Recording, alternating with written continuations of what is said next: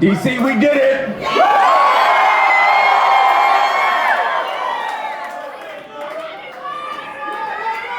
Tonight, we stand on the cusp of history. In just a few months, our city will send only the third person in our history to represent us in Congress. For 36 years, DC's warrior on the Hill, Congresswoman Eleanor Holmes Norton, fought for us. When people told her to be quiet, to let it go, to wait her turn, she answered them with the words that became a declaration for this city: I will not yield. Congresswoman Norton, thank you. And I promise you that I will carry your legacy forward. I too will not yield on behalf of the people of Washington, D.C. I will not yield the fight for families drowning in the cost of housing, groceries, child care, and health care. I will not yield in the fight for workers who did everything right but lie awake at night wondering how it's all gonna work. I will not yield for the people who have spent their lives waiting for a turn that never seems to come. Because our turn will never come unless we demand it. Eleanor Holmes Norton understood that. The generations before us understood that. And before this night is over, I hope that every Washingtonian understands it too. We will not yield. I come from a family that knows what it means to wait our turn.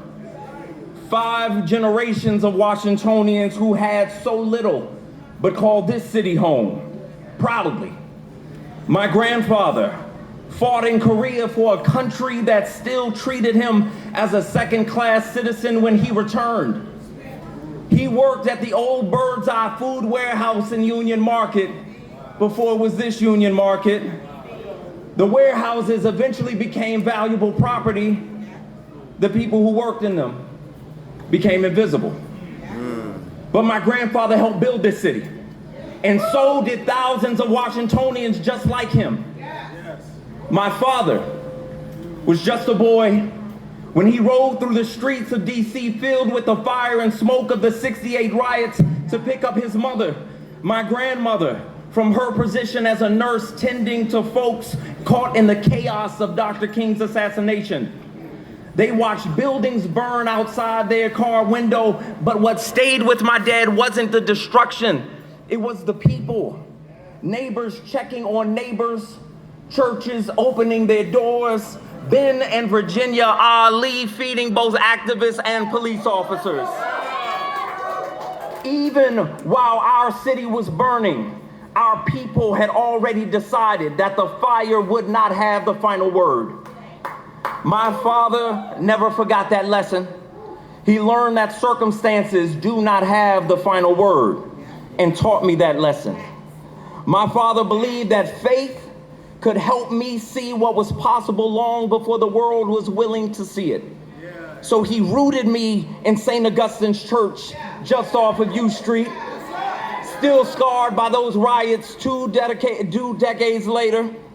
He couldn't hand me success, but he gave me every opportunity he could. And he taught me to believe that my future was bigger than the limits other people imagined for me.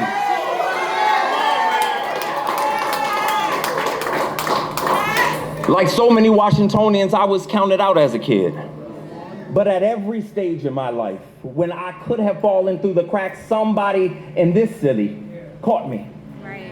As a struggling student who needed some money, Midtown Barber Shop on Kennedy Street let me sweep floors for tips. The mothers of my friends became my mothers. And a congresswoman gave me a chance to work for my city as a young lawyer.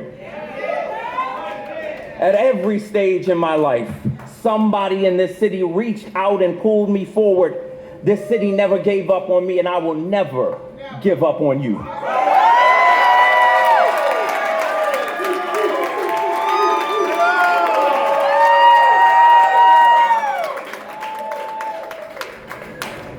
never gave up on me because that is the kind of place we have always been. We are not just the Washington of marble monuments and government buildings. Our DC is Duke Ellington and go-go turning struggle into music. Come on! It is Howard University homecoming.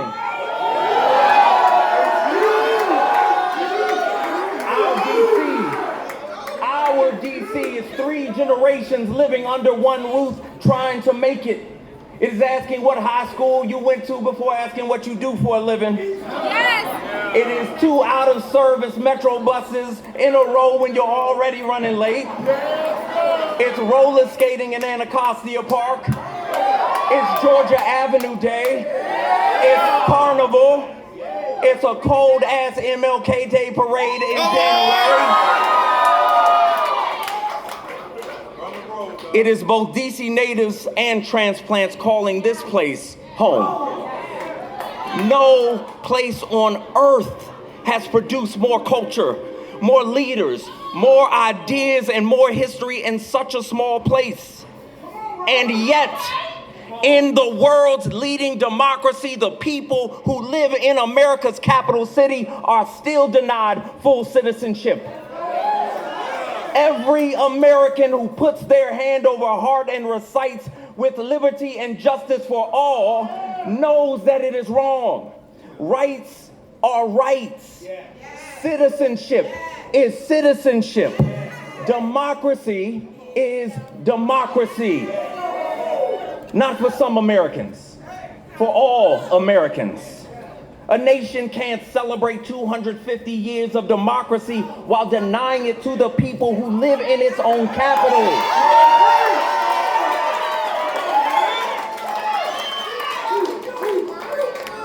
But that is the contradiction America is preparing to celebrate. So we must be clear about what protecting this city requires of us. The greatest threat to DC right now is not here, but across the country. The November elections will determine whether democracy moves forward or backwards. It will determine whether those who wield power in Washington are held accountable to the law. This fall's election will determine whether DC has partners or adversaries in Congress. That is why I'm asking something of you tonight. When the call comes, answer it. It might be a text, it might be a social media post, but answer it. Because we have to knock on doors, make calls, have conversations, not here in DC, but in Pennsylvania, Michigan, Wisconsin, Arizona, North Carolina, and every place where democracy is on the ballot, they need to see us.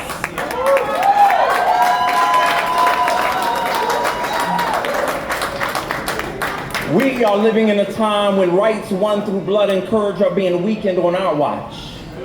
A time when DC's basic independence is under constant and relentless assault. We are not asking America to save DC. We are telling America that folks who have never fully known democracy may be the very people to save it. My grandparents fought in wars and came home without full rights. My father's generation helped rebuild this city from ashes. Eleanor Holmes Norton's generation defended us for 36 years, and now it is our turn.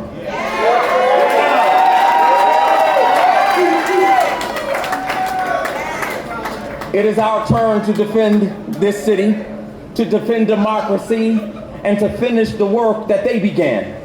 And when the future generations ask what we did when DC's rights were under attack, I want them to say we showed up, we fought, and we did not yield. Before I close, I want to thank you. I want to thank every volunteer who knocked on the door, who made a call, who made a donation, or just stopped me in the street and said, "Brother, you got this." Thank you to my team, who has been relentless over these past months.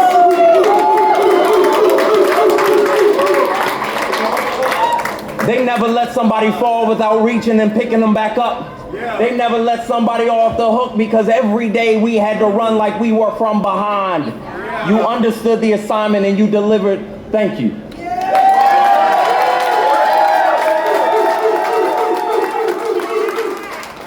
Thank you, Free DC. Thank you, Working Families Party. Thank you, Labor. Thank you for everyone who stood with us. But thank you especially to my family.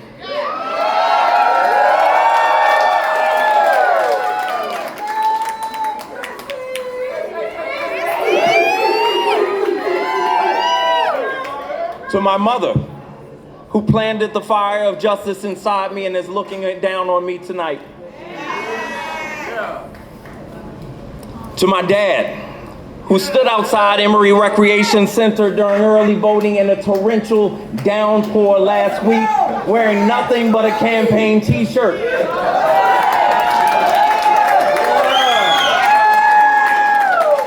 When other campaigns offered him a space under their tents, he refused.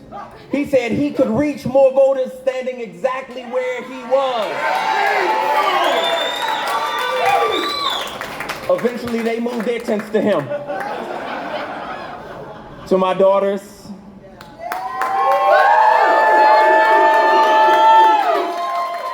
Madison and Monroe, who fill me up with love every morning and wrap your love back around me every night.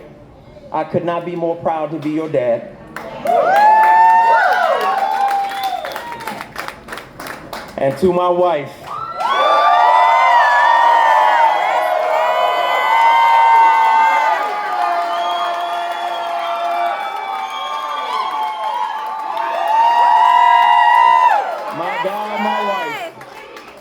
who makes sure I know every day that it is never me, it is always us.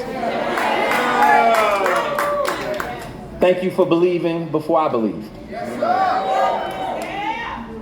Washington, D.C., thank you. This is our time. We will not yield the promise of America because that promise belongs to us too. So when they tell us to wait, we will not yield. When they tell us to be quiet, we will not yield. And when they tell us to accept less than full democracy, we